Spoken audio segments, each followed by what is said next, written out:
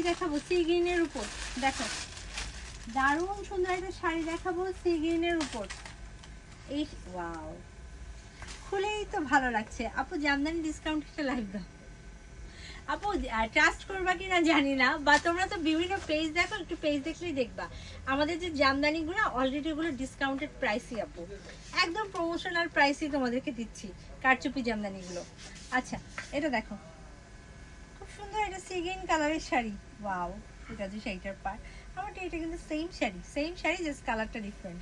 উপরের পার শাড়িগুলো ধরলেই খুব গর্জিয়াস লাগছে, শাড়িগুলো এত গর্জিয়াস। এই যে নিচের পার এবং ফুল বডিতে দেখো, ফুল বডিতে স্টোন এবং কি করা পার্ল স্টোন এবং গ্লাস ওয়ার্ক করা। এগুলো কিন্তু সব মিরর ওয়ার্ক, এগুলো কিন্তু সব মিরর ওয়ার্ক।